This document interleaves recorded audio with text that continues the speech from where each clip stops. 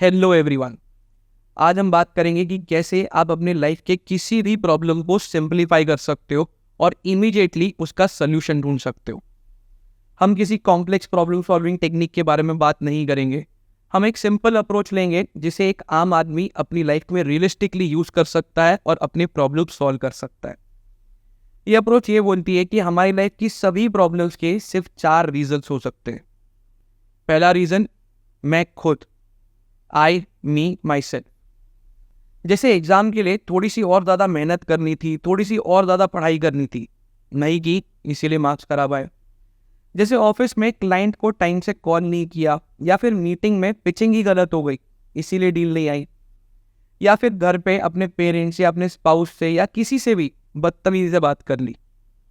Basically मैंने ऐसा कुछ किया जो मुझे नहीं करना चाहिए था, या फिर ऐसा कुछ नहीं किया जो मुझे करना चाहिए था।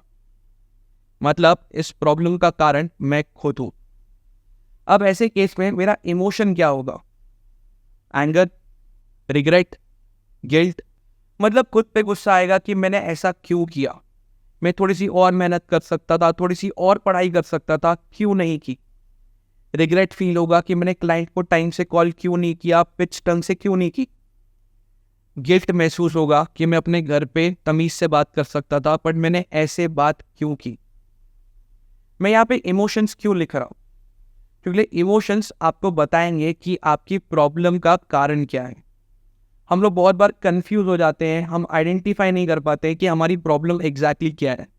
ऐसे टाइम पे हमारे इमोशंस हमें गाइड करेंगे। अगर आपको रिग्रेट महसूस हो रहा है, गिल्ट फीलिंग आ रही है, तो इसका मतलब ये है कि आपने खुद कोई गलती की है। अगर आपने खुद ही कोई गलती की है तो इसका सल्यूशन क्या है? तो सल्यूशन है लर्न एंड अप्लाई। मतलब अपनी गलतियों से सीखो, उस लर्निंग्स को अपनी लाइफ में इम्प्लीमेंट करो और इंश्योर करो कि दोबारा से वो सेम गलतियां नहीं करोगे। It's very simple. अगर एफर्ट में कमी थी तो एफर्ट बढ़ा दो। अगर किसी से बदतमीजी की है, गिल्ट महसूस हो रहा है, तो उससे जाके अपॉलॉजी मांग लो। बेसिकली अपने लाइफ के एक्सपीरियंसेस से सीखो और उन्हीं लर्निंग्स को अप्लाई करो। हमारी प्रॉब्लम्स का दूसरा रीजन हो सकता है अदर्स। मतलब किसी और के वजह से मेरी लाइफ में प्रॉब्लम चल रही है। जैसे क्लास में प्रोफेसर आके पढ़ा ही नहीं रहे, इसलिए मेरी लर्निंग नहीं हो रही। या फिर जैसे ऑफिस में मेरा बॉस बहुत ही टॉक्सिक है, टॉर्चर करता है, इसीलिए मैं हमेशा परेशान रहता हूँ। या फिर जैसे मेरा लाइफ पार्टनर मेरी बात समझता ही नहीं है। अब ऐसे केस में आपका इमोशन क्या होगा? Anger, disappointment. आपको सामने वाले इंसान पे बहुत गुस्सा आएगा कि इस इंसान को बात समझ क्यों नहीं आती। या फिर आप डिसअपॉइंटेड फील करोगे कि इसे समझा के कोई फायदा ही नहीं है, ये कभी नहीं सुधरेगा। अब इस केस में सल्यूशन क्या है? या तो आप एक्सेप्ट कर लो कि ये इंसान ऐसा ही है और मेरे को इसके साथ एडजस्ट करना होगा, जीवन ऐसे ही चलेगा। या फिर आप डिटैच हो जाओ कि मुझे अब फर्क ही नहीं पड़ता कि तुम क्या कर रहे हो। जैसे ऑफिस में बॉस बहुत ही टॉक्सिक है, तो या तो आप एक्सेप्ट कर लोगे कि ये इंसान ऐसे ही काम करता है और अगर मुझे पैसे चाहिए तो ये झेलना पड़ेगा। या फिर आप रिजाइन करोगे, कहीं और जॉब अप्लाई करोगे। या फिर जैसे अगर आपको अपने लाइफ पार्टनर के कुछ हैबिट्स पसंद नहीं जिनकी वजह से आर्ग्यूमेंट हो रहे हैं, या तो आप एक्सेप्ट कर लोगे कि ये इंसान ऐसा ही रहने वाला है और मेरा जीवन ऐसे ही चलेगा। या फिर आप डिटैच हो जाओगे, कम बात करोगे, घर पे कम टाइम स्पेंड करोगे।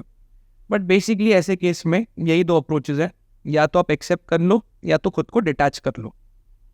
यहाँ पे यूजुअली एक कन्फ्यूजन होता है कि प्रॉब्लम का कारण मैं खुद हूँ या कोई और है। देखिए, हमारा बेसिक इंस्टिंक्ट ये है कि हम में से कोई भी अपनी गलती मानने के लिए इतनी आसानी से तैयार नहीं होता। हमारा पहला रिएक्शन होता है कि हम किसी और को ब्लेम करते हैं।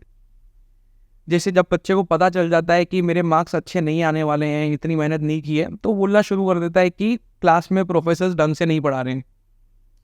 जैसे अगर आपसे मीटिंग में कोई गलती हो जाए तो आप अपने बॉस को जाके ये तो नहीं बोलोगे ना कि मैंने गलती की थी, मैंने ढंग से पिच नहीं किया था। लोग यही बोलते हैं कि क्लाइंट बेकार था, वो सीरियस बायर ही नहीं था, उसको तो खरीदना ही नहीं था। तो ये प्रॉब्लम सॉल्विंग अप्रोच सिर्फ तभी काम करेगी जब आप खुद से ईमानदार रहोगे। देखिए, दूसरों को तो आप कोई भी स्टोरी दे सकते हो, बट खुद को सच बोलना बहुत ज़रूरी है। अगर आप खुद से ईमानदार नहीं हो तो ये अप्रोच काम नहीं करेगी। इसीलिए इमोशंस बहुत ही इंपॉर्टेंट है। ऐसे टाइम पे आपको इमोशंस गाइड करेंगे कि प्रॉब्लम कहाँ है। आपको खुद से रिग्रेट या गिल्ट महसूस हो रहा है, या आप किसी और से डिसअपॉइंटेड हो? आपको खुद पे गुस्सा आ रहा है या किसी और पे गुस्सा आ रहा है? इसीलिए self realisation and self evaluation is very important. अब तीसरा रीजन ऑफ प्रॉब्लम हो सकता है सिचुएशन।